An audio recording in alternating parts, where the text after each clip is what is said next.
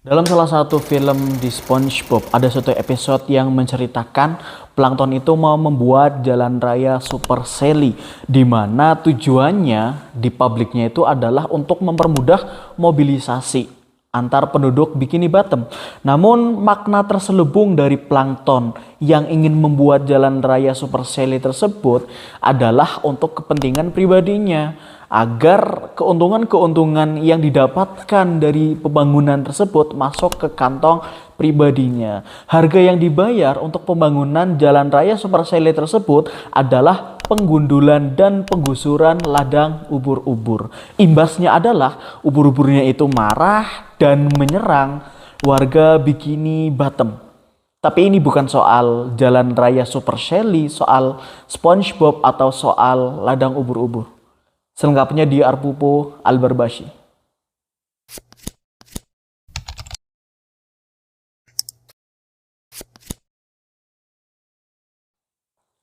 Salam nyingirisme. Halo nyingirian sekalian.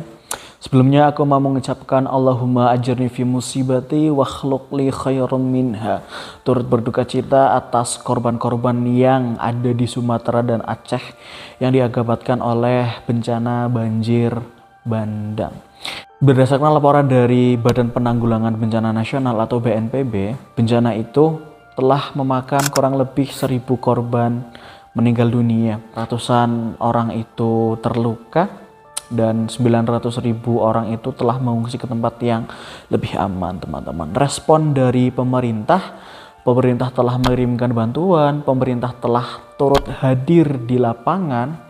Lalu pemerintah telah melakukan riset terkait kebencanaan. Namun maknanya itu apa? Apakah pemerintah itu hanya sekedar hadir secara fisik tapi absen secara struktural? Dan sebenarnya banjir yang terjadi di Sumatera dan Aceh adalah salah siapa? Kita akan bahas.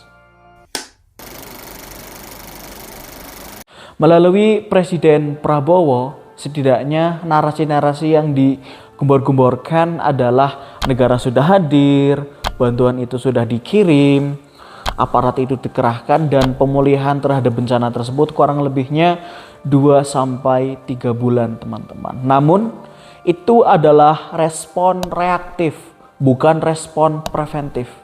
Kehadiran negara itu baru muncul setelah rumah itu hancur, lebih dari 1.000 korban jiwa itu melayang, dan juga hutan menjadi senjata ampuh untuk menghancurkan Sumatera dan Aceh. Kenapa tidak ada hal-hal yang dilakukan oleh negara sebelum kejadian tersebut terjadi?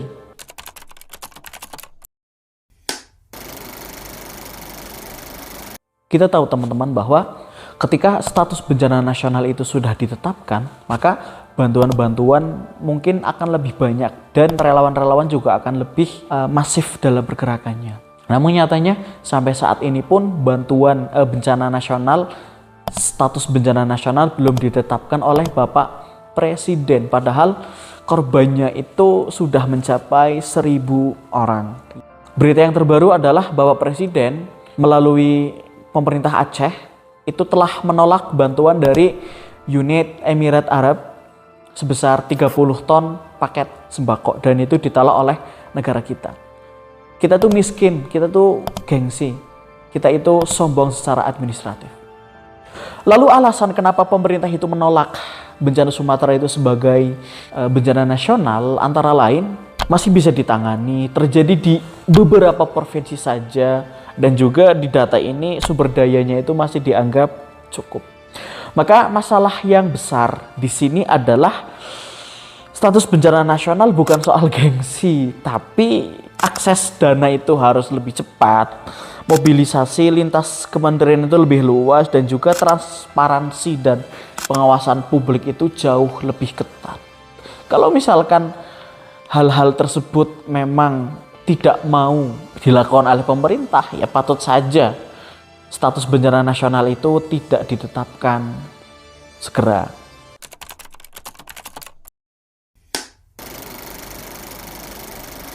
Dalam masalah ini, pemerintah pun aku rasa terlalu fokus kepada solusi jangka pendeknya tanpa melibatkan atau penyelesaian masalah akarnya itu seperti apa. Ditandai dengan pendistribusian logistik, terus pendirian huntara atau hunian sementara, perbaikan jalan dan jembatan, bantuan darurat yang beberapa itu ditolak. Itu kan salah satu respon atau solusi dalam jangka pendek, teman-teman. Namun negara itu dalam saat ini itu tidak ada moratorium izin tambang yang ilegal pasca bencana, lalu audit kebijakan tata ruang serta evaluasi izin konsesi lama. Harusnya itu yang harus ditekankan. Ketimbang fokus kepada logistik, ya itu juga penting sebenarnya, pemulihan untuk jangka waktu 2-3 bulan. Tapi ternyata pemerintah hanya fokus di situ. Moratorium izin tambang atau hutan yang ilegal, lalu audit kebijakan tata ruang, yang disalahkan adalah para menteri-menterinya. Menteri itu nggak mungkin meng-ACC apabila presiden tidak meng-ACC. Maka ini sebenarnya salah siapa? Salah Zulhas kah? Salah Bahlil kah? Atau salah Bapak Presiden kita?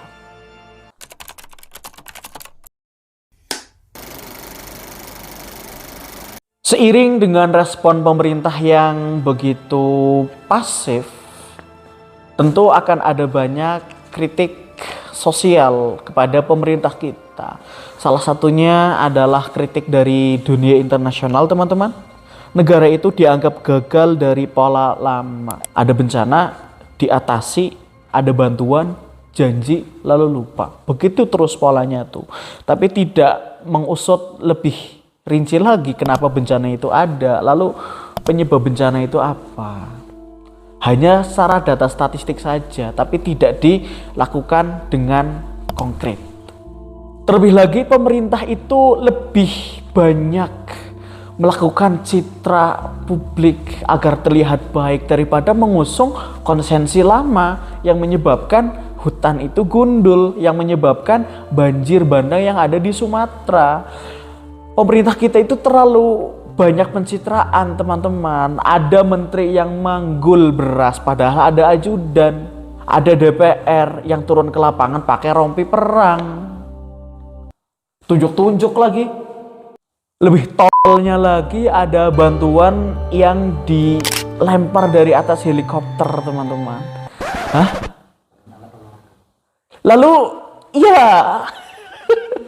Lalu bantuan alat olahraga dari Menteri PSSI kita, Ketua PSSI kita itu mengirimkan alat olahraga gitu ya. Itu pencitraan banget gitu loh. Kenapa fokusnya kepada itu gitu loh. Aduh.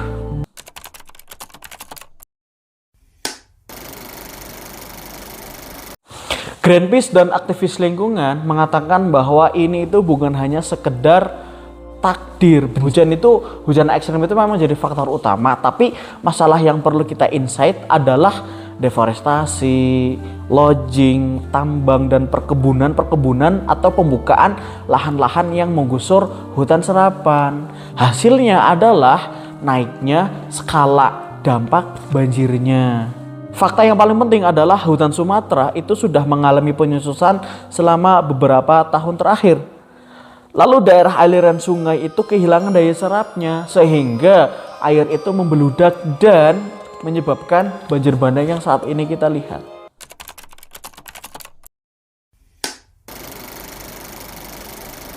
Laporan independen itu menyebutkan ada konsesi hutan dan kebijakan yang menguntungkan elit, teman-teman. Regulasi terkait kebijakan pembukaan lahan itu sangat longgar dan juga pengawasannya itu sangat lemah. Pemerintah kita itu ketika ada izin itu langsung jebret aja, tapi tidak ada pengawasannya. Yang dimana ketika elit-elit ini sudah tidak diawasi, mereka akan bergerak secara liar. Yang imbasnya adalah keuntungan yang mereka raup hanya untuk masuk ke kantong pribadi mereka. Mereka tidak memikirkan imbas dari apa yang telah mereka lakukan. Yang akibatnya adalah penebangan hutan yang liar dan juga kayu gelondongan yang terbawa banjir. Lalu lagi pemerintah itu ngomong bahwa itu adalah hasil dari banjir, bukan dari penebangan. Kok bisa? Kayu gelondongan dengan presisi yang sangat tinggi lalu ada cap-capan nomornya dan stikernya. Alibi dari pemerintah apa? Itu adalah jamur. Damn, man. Dalam konflik dan kepentingan ini akan muncul satu pertanyaan. Bagaimana rakyat bisa percaya jika kebijakan lingkungan itu selalu melindungi para penguasa elit? Kita sudah berbicara masalah dosa, teman-teman. Tapi aku tegaskan, dosa yang dimaksud di konten ini adalah bukan hanya yang hubungannya itu dengan moralitas agama saja, tapi dosa-dosa yang diframingkan kepada moral kepemimpinan bangsa kita, di mana pemimpin-pemimpin yang sudah disumpah oleh agama-agamanya ternyata masih melakukan tindakan yang agresif, melakukan tindakan yang tidak menepati janjinya. Mereka berdusta terhadap ucapan-ucapannya sendiri. Ada satu hadis yang mengatakan bahwa Rasul itu berdoa supaya kita tidak menemui 5 masa, yang salah satunya adalah pejabat yang tidak bisa dipercaya atau pejabat yang berkhianat. Dan ternyata kita sudah mengalaminya, teman-teman. Sebagai penutup, teman-teman, mari kita merenung. Banjir di Sumatera bukan hanya takdir dan bencana, ia adalah laporan kejahatan dari kebijakan pemerintah kita. Setiap pohon yang ditebang tanpa kontrol, setiap izin yang diterbitkan tanpa nurani, setiap kritik yang diabaikan, semuanya bermuara ke satu tempat, rumah rakyat yang tenggelam. Inilah dosa pemimpin bangsa, teman-teman. Bukan karena tidak memberi bantuan, tapi karena membiarkan bencana menjadi takdir semata. Dan pada akhirnya kita akan kembali ke rumah masing-masing dengan pola pikir kita masing-masing, teman-teman. Silahkan tinggalkan like, share, komen, dan subscribe dalam video ini. Dan Allahumma ajirni fi musibati wa khluq li khairan minha.